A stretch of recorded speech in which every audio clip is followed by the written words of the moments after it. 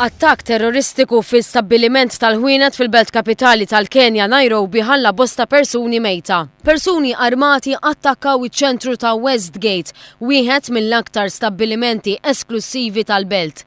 Eċiren ta' xerreja ħarbu boħrajn għadhom maqbuda ġewwa bħala ostaġġi minn madwar 15-il persuna armata. Għadu mhux magħruf in-numru ta' nies miżmuma ostaġġi. Il-fuq minn 60 persuna nqatlu waqt li 200 oħra ndarbu f'dan l-attakk terroristiku. Il-ħadd filghodu kien hemm aktar sparar u splużjonijiet hekk kif il-pulizija ippruvaw joħorġu l-ostaġġi. Il-grupp militari Somalu għal-Xabab stqar li kienu li wettaq l-attakk.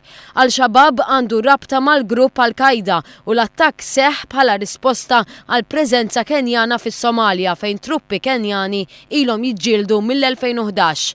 L-aggressuri qalu li x-xerrejja biex min hu Musulman joħroġ mill-istabbiliment.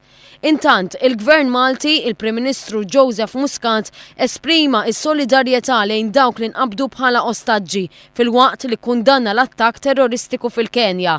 Stqar li dawn l-avvenimenti jolqtu wkoll il-pajjiżna. Il-grupp li ħa responsabilità ta' dan l-attakk huwa grupp li qed jżomm l-istat tas-Somalja f'instabilità. U s-Somalja hija l-post minn fejn jiġu ħafna mill-immigranti illegali li jaslu għaw Malta.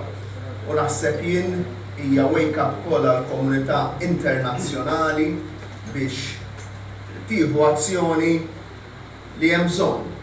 Il-Prim Ministru temm jgħid li hemm bżonn azzjoni sabiex l-awtoritajiet Somali jerġgħu jieħdu f'idejhom it-tmexxija ġusta tal-pajjiż.